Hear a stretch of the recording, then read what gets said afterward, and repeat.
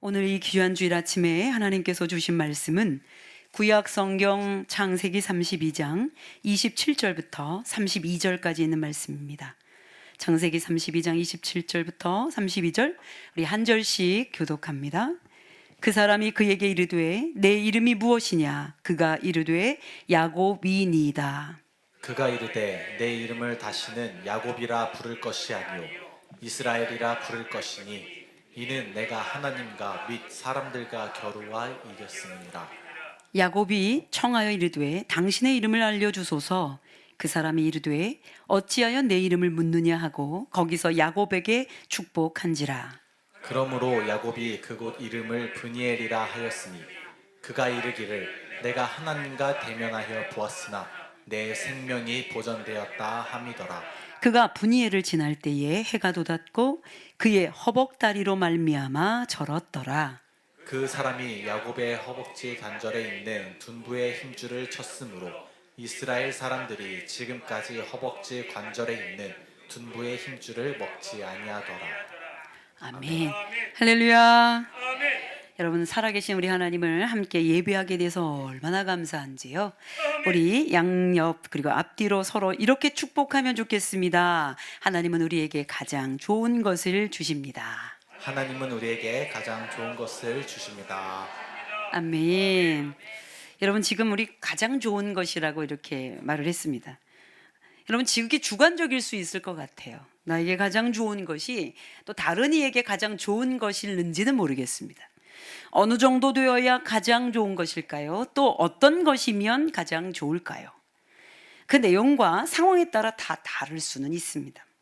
그런데 기억하셔야 합니다. 우리가 그리스도인이 된다는 거, 그리스도인으로 산다는 거는요, 하나님께서 가장 좋은 것을 우리에게 주셨다는 것을 믿고 사는 겁니다.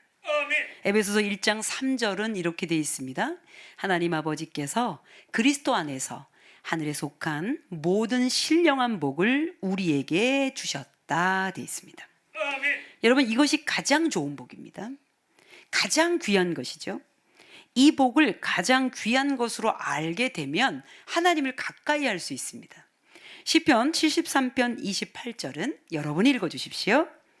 하나님께 가까이함이 내게 복이라. 성경에는 하나님을 가까이하며 하나님께 가까이 간 사람들의 이야기가 나옵니다. 물론 하나님께 가까이 있는 자도 때로는 실수하고 또 죄를 짓기도 하고 또 그렇게 하나님께로 회개하며 돌아오기도 합니다. 하나님이 사랑하셨던 사람들이 그런 약점이 있다는 것이 얼마나 위로가 되는지요. 저는 이렇게 생각합니다. 당신들의 약함이 내게 위로라. 여러분, 이들의 약함이요, 우리들에게 들려주시는 메시지가 되기도 합니다. 우리는 완전하지 않아요. 완전할 수 없어요. 우리의 의로는 하나님을 기쁘시게도 하지 못합니다. 그냥 도덕적으로 어느 정도 사는 것만 가지고는요, 하나님 앞에 서기가 어려워요. 우리는 오늘 너무 흔한 사람 이야기로 말씀을 시작할 거예요. 그는 아주 약한 사람입니다. 그리스도인들에게는 위로를 주는 그런 사람이기도 하지요. 그는 야곱입니다. 여러분, 그의 삶을 한번 볼까요? 야곱의 삶은 어떠했습니까? 하나님은 그의 아버지 이삭을 통해서 야곱을 낳게 하는데요, 60세 되던 해에 얻은 둘째 아들이 야곱입니다. 첫째 아들은 여러분이 알고 계신 것처럼 에서예요. 야곱은 아버지의 사랑을 독차지하고 싶어서 장자 에서가 받을 복을 교묘하게 가로챕니다. 물론 그 모든 시나리오는 어머니 리브가의 머리에서 나왔지요. 야곱, 그는 어머니 리브가의 뱃속에 있을 때부터 남달리 욕심이 많은 존재였습니다. 그래서 형보다 먼저 나오려고 형이 나가는 중에 형의 발 뒤꿈치를 잡고 나왔다고 그렇게 기록해 있습니다. 그래서 그의 이름이 발 뒤꿈치를 잡고 나온 사람이라고 그 뜻을 가진 야곱이 됐습니다. 그때부터 그의 인생은 욕심과 시기로 점철되어 있는 인생이었습니다. 어머니 리브가의 죄로 시작된 삶이었는데 자연스럽게 야곱에게도 이어집니다.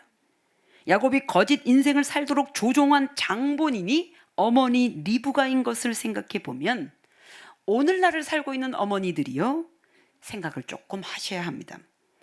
어디까지 자녀의 삶에 개입하고 조종할 것인가? 또는 개입하고 조종하는 것이 맞는가? 또 때로는 하나님의 말씀으로 이들을 잘 양육하고 있는가는 여러분이 날마다 한번 생각해 보셔야 합니다. 혈통적인 유전과 함께 죄가 끊어지지 않고 야곱 그의 삶에 그 모든 것을 지배하게 됩니다. 형을 속인 대가로 그는 혈족인 외삼촌 라반에게 매번 속게 됩니다. 형을 속인 것은 단 한 번인데 라반에게 속은 것은 여러 번입니다. 외삼촌 라반과 함께 있었던 14년 동안 10번이나 제대로 품삯을 받지 못했습니다. 거의 매해마다 속은 것과 매한가지입니다. 여러분, 너무 큰 대가입니다. 남을 속인 인생이 어떻게 속고 사는지에 대하여 성경은 말하는 거예요. 그런데 성경을 잘 보십시오. 그 욕심꾸러기 야곱의 삶의 과정에서도 하나님은 당신의 시선을 한 번도 거둔 적이 없어요. 그가 외삼촌 라반에게 도피할 때에도 베델에서 야곱을 진하게 만나 주십니다. 오늘 본문처럼 외삼촌 집을 나와서 독립해야 되는 시기에도 하나님은 약복강 나루에서 이 야곱을 강력하게 만나 주십니다. 그러니까 우리의 도덕적인 것과 사실 상관없어요. 하나님과의 관계 가운데 친밀함은 구원받은 하나님의 백성 가운데는 그의 연약함과 상관없이 하나님은 그 시선을 거두지 않는다는 얘기죠. 그는 라반의 집에서 4명의 아내와 그들을 통해 낳은 12명의 자녀들을 데리고 나옵니다. 그의 인생은 파란만장했습니다. 얼마나 어려운 인생이었던지 그 마지막 때에 애굽왕 바로 앞에서 이렇게 고백합니다. 이 부분은 전도사님 읽어주십시오. 야곱이 바로에게 아뢰되 내 나그네 길의 세월이 130년이니이다. 내 나이가 얼마 못되니 우리 조상의 나그네 길에 연좌에 미치지 못하나 험악한 세월을 보내었나이다 하고, 아버지를 속이며 시작했던 야곱의 삶이 얼마나 험악했는지 야곱은 말합니다. 인생이 험악했습니다.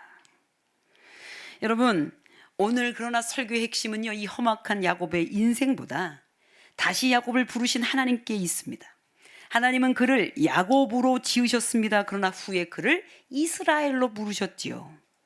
그의 이름을 고쳐주시면서까지 그 이름 이스라엘의 민족의 시작의 역사를 허락하셨습니다. 야곱의 삶의 여정 중에 이름을 고쳐 부르신 이 과정이 야곱 인생의 변곡점이 되었습니다. 야곱은 형 에서를 피해 도피했던 외삼촌 라반의 집에서 나옵니다. 그는 이제 대가족을 이루었고요. 재산도 제법 많이 갖추었습니다. 하지만 형을 만나야 되는 상황에서 어떻게 될지 모르는 큰 불안감을 가지고 가나안으로 출발합니다. 그런데 이런 불안한 출발에서도 하나님은 야곱을 포기하지 않으셨습니다. 이 부분을 여러분 읽어주십시오. 창세기 32장 1절 2절입니다. 야곱이 길을 가는데 하나님의 사자들이 그를 만난지라.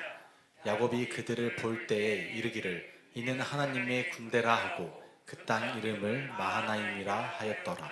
심지어 하나님의 사자들을 군대처럼 보내주신 겁니다. 하나님은 야곱의 길에 군대처럼 그를 지킬 자를 보내셨다는 말씀입니다. 그때 그 모습을 마치 와, 하나님이 군대까지 보내주셨네 할 정도로 하나님이 호위하신 거예요. 그래서 그 땅을 마하나임이라고 부릅니다. 많이 들어보셨습니다. 우리 교회 찬양대 이름이 마하나임이요, 우리 교회 첫 번째 단체 단톡방이 마하나임입니다. 하나님이 이렇게 몰아서 군대를 일으켜 세워주신 것처럼 예측 불가의 미래를 내딛어야 될 때 하나님이 함께 하신 거예요. 하나님의 군대로. 여러분, 우선 야곱의 입장에서는 에서의 마음을 알지 못한 채 나가야 한다는 것이 얼마나 두려웠겠어요. 형을 속인 것 때문에 형한테 죽을 수도 있는 거죠. 창세기 32장 7절부터 10절까지는 저랑 같이 교독하기입니다. 야곱이 심히 두렵고 답답하여 자기와 함께한 동행자와 양과 소와 낙타를 두 떼로 나누고 이르되 에서가 와서 한 떼를 치면 남은 한 떼는 피하리라 하고, 야곱이 또 이르되 내 조부 아브라함의 하나님 내 아버지 이삭의 하나님 여호와여 주께서 전에 내게 명령하시기를 네 고향 내 족속에게로 돌아가라 내가 네게 은혜를 베풀리라 하셨나이다. 나는 주께서 주의 종에게 베푸신 모든 은총과 모든 진실하심을 조금도 감당할 수 없사오나 내가 내 지팡이만 가지고 이 요단을 건넜더니 지금은 두 때나 이루었나이다. 아멘.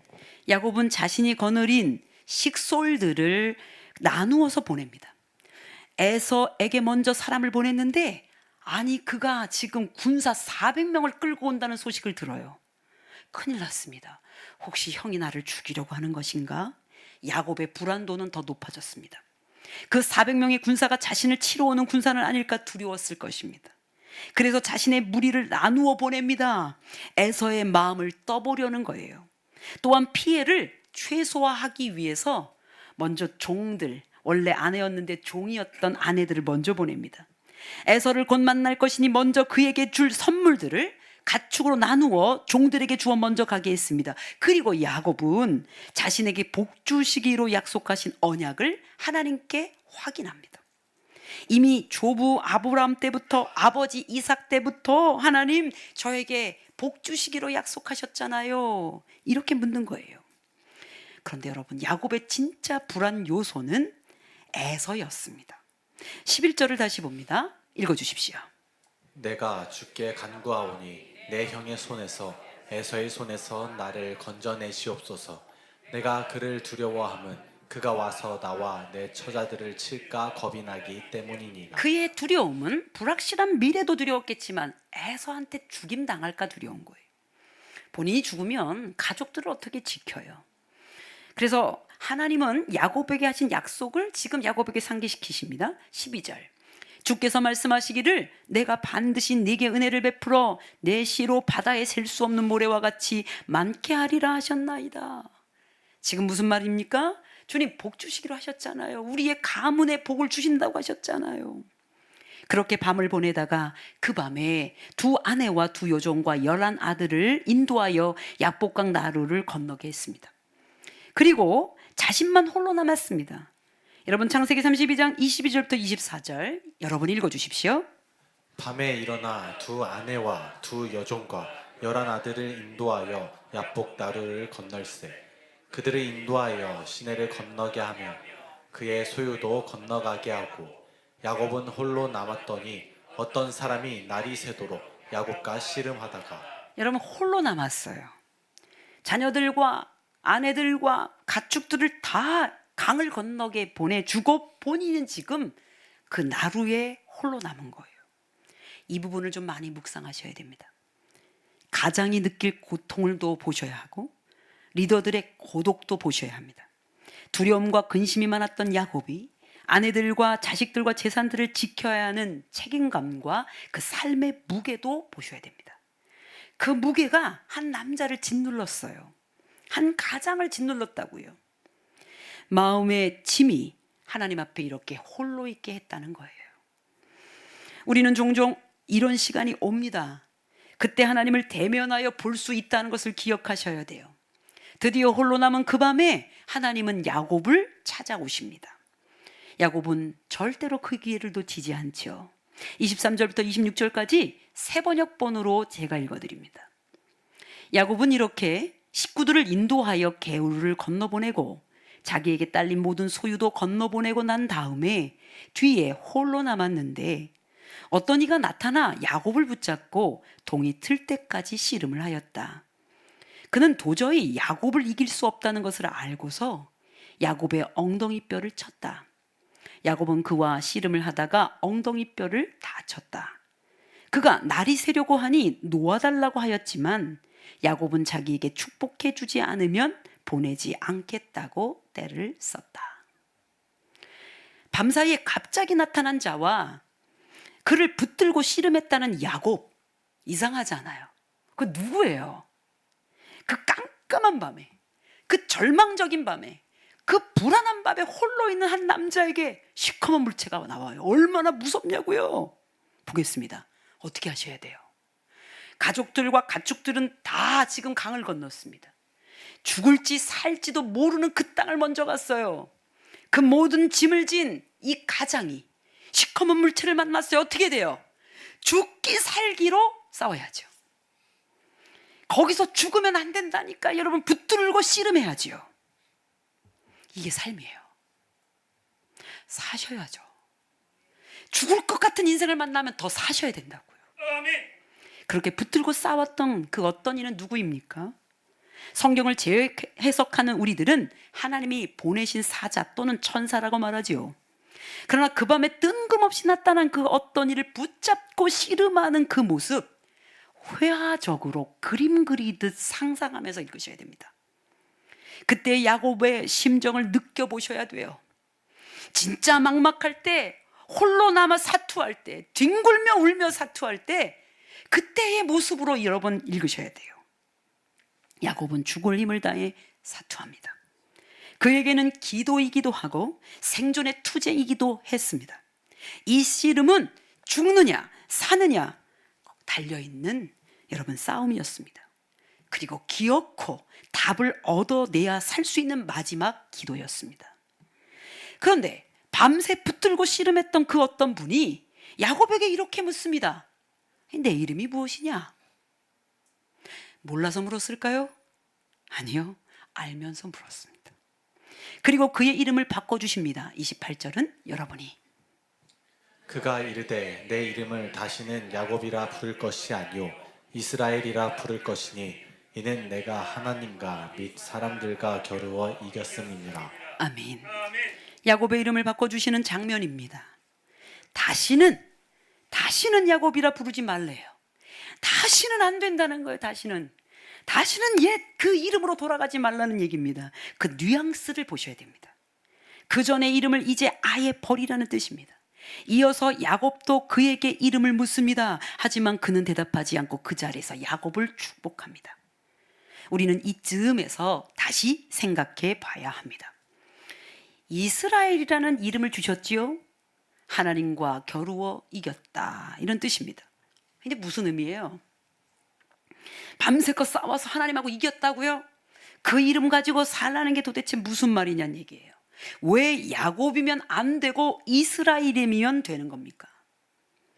여러분, 1970년대 80년대는요 한국교회가 부흥기에 있었는데 그때 이름 바뀐 권사님들 많았습니다. 아이, 김 권사님 이름 바꿔, 이 박 권사 이름 바꿔, 그 이름으로 살지 마, 뭐 이래서 이름을 많이 바꿔줬습니다. 그런데 여러분, 이름 바꾸는 게 운명을 판가름한다고 생각을 하고 그렇게 했을 거예요. 제가 자료를 찾다가 우연히 보니까 이런 책이 있어요. 공학도 평신도 교수가 쓴 이 창세기에 대한 말씀인데, 야곱으로 지으시고 이스라엘로 부르시다, 이런 제목이더라고요. 뭐 내용은 평범해요. 그런데 여러분, 하나님은 그를 이스라엘로 부르셨다는 얘기가 원래 야곱인데 하나님과 싸우며 이긴 인생으로 살라고 부르신 거죠. 그러니 그의 본래 이름은 야곱이 맞죠. 그러나 주님이 그를 이스라엘로 부르신다는 얘기는 그에게 새 이름을 주셨다는 얘기죠. 야곱으로 지으셨으나 하나님은 그를 이스라엘로 부르셨다. 아멘. 여러분, 우리도 마찬가지 아닙니까? 여러분, 우리의 변곡점은 하나님을 만나기 이전과 이후로 나누어지죠. 하나님을 만나기 이전의 서소원과 하나님을 만나고 나서의 서소원은 완전히 다르죠. 하나님을 만나기 이전에 김철수와 만나고 난 뒤에 김철수가 틀리죠. 하나님 만나기 전에 이상규 권사와, 그들은 안 만났으니까 이상규와, 하나님 만나고 나서의 이상규 권사가 완전히 다르죠. 새 이름을 얻은 거죠. 그럼 여러분, 이렇게 이스라엘로 부르는 게 중요한 거죠. 그러면 여러분 묻습니다. 이름만 바뀌면 존재가 바뀔까요? 사실 이름이 바뀌었다고 존재가 바뀌는 것은 아니지요.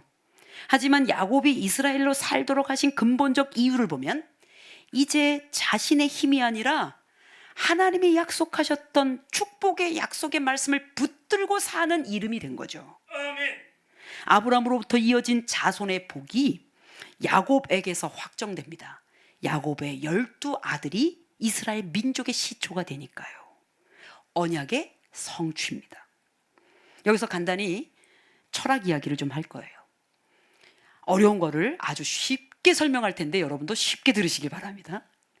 중세 철학에 있어서 중요한 논쟁 중에 유명론과 실제론이 있었습니다. 유명론은 오직 유자의 이름명입니다. 즉, 이름만 있는 거예요. 이름만 있는데 실제가 없이 관념만 있다가 유명론. 실제는 이름이 있으면 실제도 있다는 게 실제론입니다. 성경은 실제론에 가깝죠. 여기 물컵이 있습니다. 이게 컵 그러면 유명, 이름이죠. 오직 이름만 있어 컵 그러면 원래 실체가 있어서 이름을 붙은 게 아니라 이름만 있고 실체는 없을 수 있는 관념. 그러니 여러분 이 컵이 이것만 컵이 아니거든요. 이해되시죠?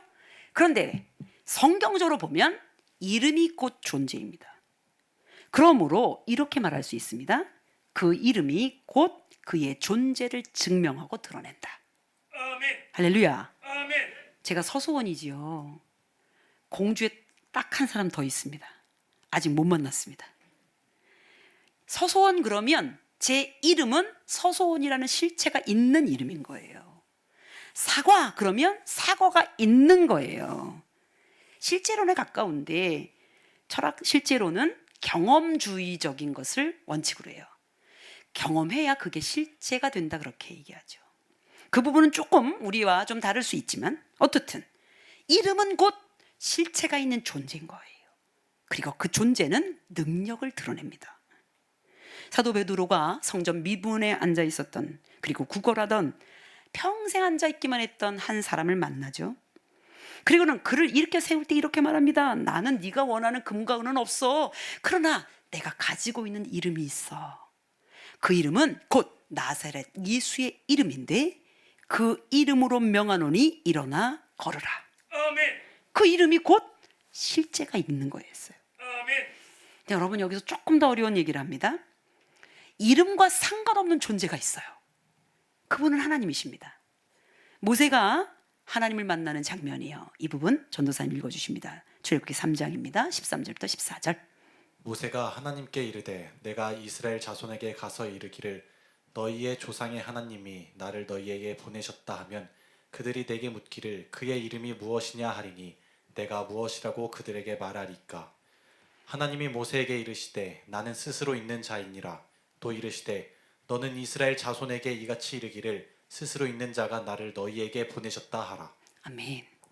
여러분 이상하죠?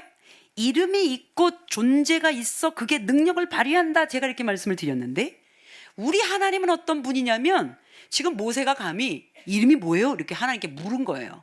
하나님이 이렇게 말씀하십니다. 아, 나는 이름이 없어. 왜?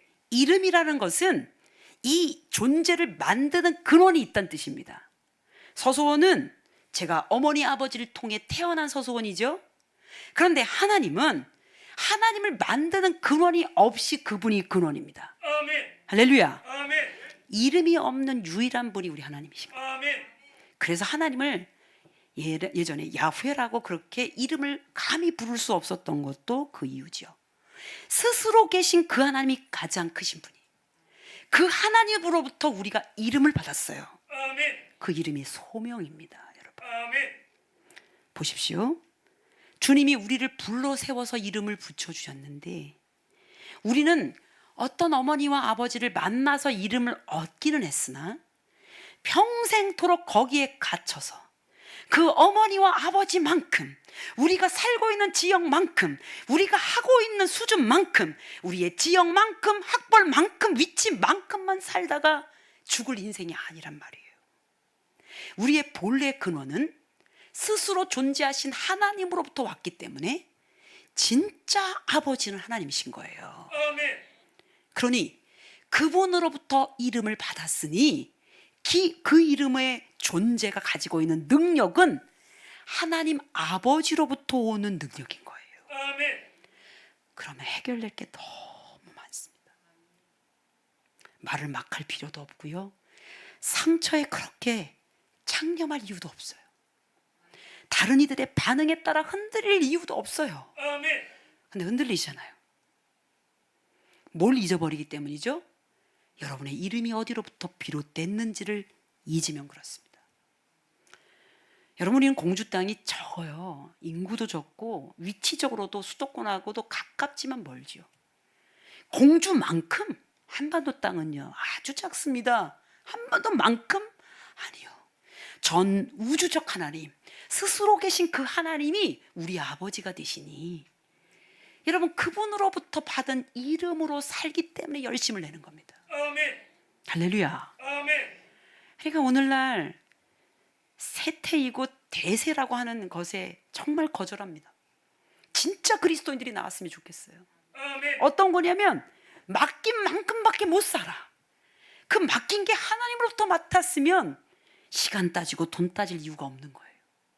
알바를 해도 온전한 청년 그리스도인이면 가서 먼저 갈 수도 있고요, 늦게 나올 수도 있을 정도. 또는 직장에 가더라도 내가 시킨 일만큼만 하다가 끝나는 인생이 아니라 더 크게 소명으로 봐서 그 회사를 일으킬 수 있을 만한 능력으로, 내가 지금 이 빚질만 한다고 해도, 내가 지금 제조 과정에서 간단한 일을 할지라도 이게 하나님으로부터 온 이름으로부터 온, 그리고 그 존재로 살고 있는 것으로 하게 되면 대하는 태도가 다르다는 거예요. 할렐루야. 이 어려운 얘기를 이렇게 아멘으로 받아주시니 할렐루야. 아버지가 누구냐가 그래서 중요한 거예요. 여러분, 그래서 이렇게 표현합니다. 이름이 없어도 존재하고 존재한 후에 이름이 빛을 발해도 좋을 그런 상태. 즉 이게 무슨 뜻이냐면, 이름이 뭔지도 잘 모른 채 존재의 능력도 모른 채 사는 이들도 너무 많기 때문에, 그러니 여러분 정말 될 일이 안 되니까 다른 것으로 중독돼서 여러분 삶의 모든 근원을 다 없애잖아요. 술 중독이든 게임 중독이든 여러 가지로. 왜 그렇습니까? 내 존재를 그 정도밖에 경험하지 못해서 그래요. 또는 잘 몰라서 그렇습니다. 우리가 빠져나오려면 어떻게 하면, 하나님 그분으로부터 온, 그 우주의 천지의 주제이신 하나님으로부터 온 그 아버지의 이름으로 받은 그 이름, 그게 소명이 되고 존재의 능력이 돼서 살면, 뭐 이랬대요 저랬대요 이것 때문에 막 2년 일주일 내내 이럴 이유가 없다. 그러니 여러분, 사도 바울은 어떻습니까? 그는 이렇게 고백합니다. 부활하신 예수님을 만났습니다. 고린도후서 6장 7절부터 10절입니다. 전도사님 읽어주십시오. 진리의 말씀과 하나님의 능력으로 의의 무기를 좌우에 가지고 영광과 욕됨으로 그러했으며 악한 이름과 아름다운 이름으로 그러했느니라. 우리는 속이는 자 같으나 참되고 무명한 자 같으나 유명한 자요, 죽은 자 같으나 보라 우리가 살아있고 징계를 받은 자 같으나 죽임을 당하지 아니하고, 근심한 자 같으나 항상 기뻐하고, 가난한 자 같으나 많은 사람을 부유하게 하고, 아무것도 없는 자 같으나 모든 것을 가진 자로다. 아멘. 이게 무슨 뜻이냐면, 진짜 예수를 믿고 진짜 단단해지고 나면 다른 사람들 보기엔 아무것도 아닌 것 같아서 사람들이 말도 할 수 있고 무시도 할 수 있어요. 그러나 우리는 다른 거예요. 사도 바울이 말합니다. 내가 무명한 것처럼 저들이 보지만 하나님 앞에 유명한 자요, 내가 속이는 것 같지만 나는 속이는 자가 아니고, 나는 가난해 보이지만 나는 부하고, 나는 아무것도 없는 것 같은데 나는 모든 것을 가졌다. 아멘. 할렐루야. 아멘. 그 세상의 판단에 움직이지 말라고. 아멘. 뭐 그래도 듣게 되면 힘들고요, 보게 되면 흔들려요. 그런데 마음을 빨리 다지셔야 된다고. 여러분이 어떤 존재인지를 아셔야 된다고. 아멘. 부활하신 예수 그리스도를 통해 크신 하나님을 제대로 만난 사도 바울은 이 땅에서 영광스럽든 욕되든 사람들이 어떻게 보든 상관없이 주께서 부여하신 소명으로 견뎠습니다. 여러분, 근본적으로 우리 그리스도인들은 이름이 바뀐 사람들이에요. 아멘. 구원에서 멀었던 옛사람의 이름으로 아직도 산다면 여러분들은 이 땅 것 가지고 계속 사셔야 돼요. 뭐가 없어, 저 사람은 더 크대, 더 깊대. 여러분, 그렇게 됐을 때 이 불행을 어떻게 책임져요? 그런데 구원받고 나면 크신 하나님이 우리 아버지신데 내가 이 땅에서 잠시 가난해, 내가 다른 어떤 건강이 없어, 괜찮습니다. 이제 하나님이 우리를 자녀 삼으셔서 당신에게 속하여 있어 가장 좋은 것을 이미 주셨기 때문에 다른 모든 것은 세컨이고 서드예요. 그러니 여러분, 고린도후서 5장 17절이 우리 말씀 아닙니까? 다 같이 봉독합시다. 그런지 누구든지 그리스도 안에 있으면 새로운 피조물이라. 이전 것은 지나갔으니 보라 새 것이 되었도다. 아멘. 우리는 그래서 뉴빙, 새로운 존재가 됐습니다. 아멘. 구원받아 산 존재는 새로운 존재인 거예요. 아멘. 옆에 있는 사람이 여러분 옛날 헌 사람 아니에요. 지금 새 사람 돼서 앉아 계신 거예요. 확인하겠습니다. 위아래 이렇게 훑으시고 이렇게 여러분 당신은 새 사람이 되셨습니다. 당신은 새 사람이 되셨습니다. 이렇게 얘기해 주시고 이제 여러분을 얘기해 줍니다. 나는 새로운 존재입니다. 새로운 존재입니다. 할렐루야. 여러분 저를 따라합니다. 나는 새로운 존재입니다. 새로운 존재입니다. 나는 어떤 사람이냐면요. 다시 따라합니다. 나 나 이전에 그 사람 아니야. 이전에 그 사람 아니야. 여러분 좀 제대로 좀 해보세요. 연기하듯. 나 나 이전에 그 사람 아니야. 이전에 그 사람 아니야. 예수 믿고 구원받은 새 사람이야. 예수 믿고 구원받은 새 사람이야. 할렐루야. 일부에는 제 친구 얘기를 했는데요.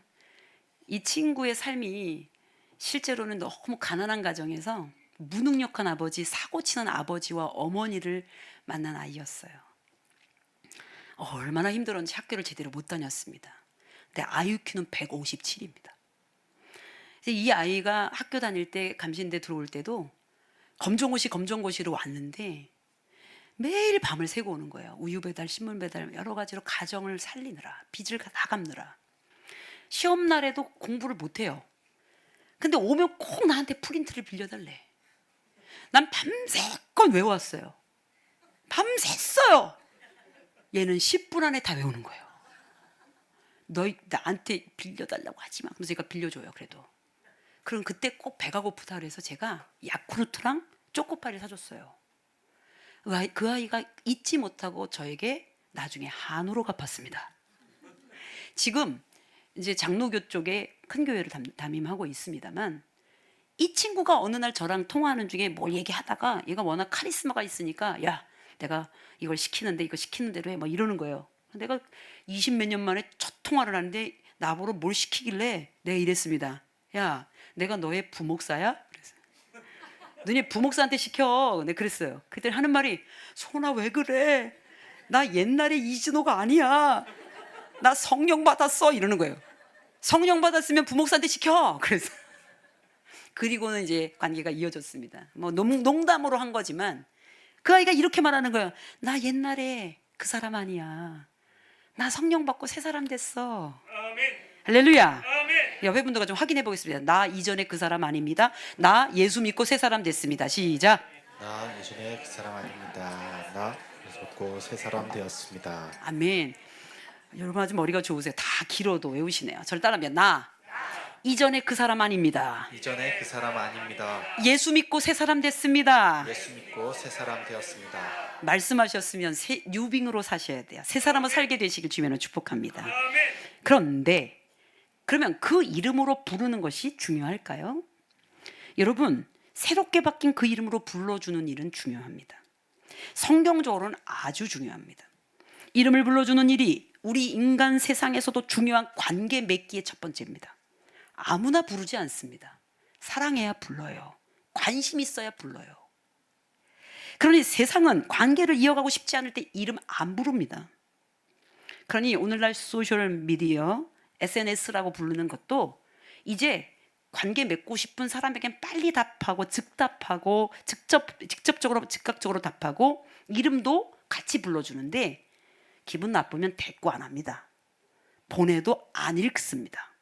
난 당신과 관계 맺고 싶지 않아요. 이런 뜻이죠. 사랑하면 그 이름을 불러주죠. 우리 하나님은 여러분을 사랑하셔서 매일 부릅니다. 누구야 누구야. 할렐루야. 아멘. 또 하나님을 사랑하니까 여러분이 하나님을 부릅니다. 하나님 하나님. 아멘. 그게 기도예요. 그러니 여러분 요엘서 2장 32절에 이렇게 말합니다. 누구든지 여호와의 이름을 부르는 자는 구원을 얻으리니. 아멘. 로마서 10장 12절부터 14절은 여러분이 읽어주십시오. 유대인이나 헬라인이나 차별이 없음이라 한 분이신 주께서 모든 사람의 주가 되사 그를 부르는 모든 사람에게 부요하시도다. 누구든지 주의 이름을 부르는 자는 구원을 받으리라. 그런즉 그들이 믿지 않은 이를 어찌 부르리요. 여러분 믿지 않으면 이름도 못 불러요. 여기서 중요한 포인트가 있습니다. 자주 말씀드렸는데 매일 새롭게 들으시는 여러분 감사합니다. 이름 부르면 존재가 온다고 말씀드렸어요. 여러분 우리가 이름을 부르는 일은 그 존재를 내 앞에 불러 세우는 일입니다. 내가 서목사, 서동희 목사님 그러면 예 목사님 하고 제 앞에 오지요. 이름을 부른다는 얘기는 그 존재가 내 앞에 오는 거예요. 영적인 건 더 그렇습니다. 그래서 타 종교에서 신의 이름을 부르죠. 여러분 무속에서는 온갖 잡신 다 불러요. 이유가 뭐예요? 강한 신이요 다 이 자리에 오소서. 그들은 생각하는 거예요. 그 잡신들이 다 온다고 생각하는 거예요. 그러니 얼마나 헷갈려. 자기들끼리 합의가 이루어지지 않았어요.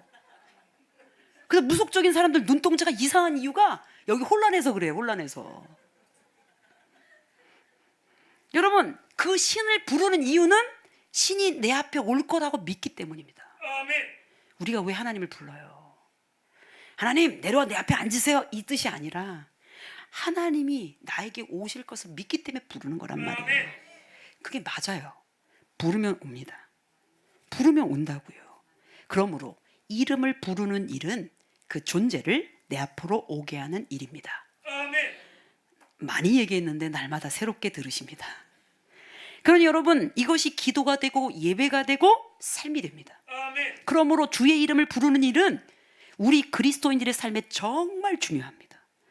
골로새서 3장 17절로 적용하셔야 돼요. 같이 읽겠습니다. 또 무엇을 하든지 말이나 일이나 다 주 예수의 이름으로 하고 그를 힘입어 하나님 아버지께 감사하라. 아멘. 아멘. 내가 말하는데 주 예수의 이름으로 하는데 여러분 막말을 하거나 욕을 할 수 있겠냐고. 부정적 언어로 예언할 수 있겠냐고요. 일을 하는데 주 예수의 이름을 부르며 하는데 그 일에 여러분 악하고도 더러운 일을 할 수 있겠냐고요. 주 예수의 이름을 힘입고 그 이름을 부르며 하는 일이 이렇게 중요하다고. 그러니 사랑하는 여러분 주 예수의 이름에 능력이 있습니다. 아멘. 저를 따라합니다. 주 예수의 이름에 주 예수의 이름에 능력이 있다. 능력이 있다. 이 이름의 능력으로 베드로가 안전뱅이를 일으켜 세웠어요. 아멘.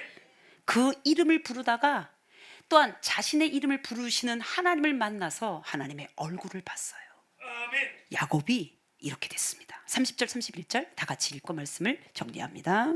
그러므로 야곱이 그곳 이름을 브에니라 하였으니 그가 이르기를 내가 하나님과 대면하여 보았으나 내 생명이 보전되었다 함이더라. 그가 브니엘을 지날 때에 해가 돋았고 그의 허벅다리로 말미암아 절었더라. 아멘. 아멘. 야곱이 밤새껏 죽을 것 같으니까 여기서 해결이 안 되면 가서 에서한테 맞아 죽게 생겼고 여러분 죽게 생긴 것을 알고 사투하던 그 야곱이 이름을 받고 축복을 받고 나서 딱 들었더니 해가 딱 떠오르는데 하나님의 얼굴 같은 거예요. 아멘. 그게 브니엘입니다. 하나님의 얼굴. 프니 얼굴이란 뜻이고요. 엘 하나님입니다. 이것 또한 몇 번 얘기했습니다. 오늘도 새롭게 들으십니다. 여러분 절대합니다. 브니엘. 여러분 이름을 부르면 그분이 오셔서 얼굴을 보여주시는 거예요. 이게 기도예요. 기도가 안 돼. 이름 안 불러서입니다. 이름 불렀는데요. 그럼 잘못 불렀어요. 딴 게 와 있는 거지. 하나님 불렀는데 하나님과 소통이 안 됐다? 딴 걸 부른 겁니다. 하나님을 불렀는데 근심을 불렀어요. 근심 앞에 있습니다. 이 욕들아 욕이 와 있습니다. 부르면 오니까. 새벽 기도 해야 될 이유가 누구를 부르기 위해서요.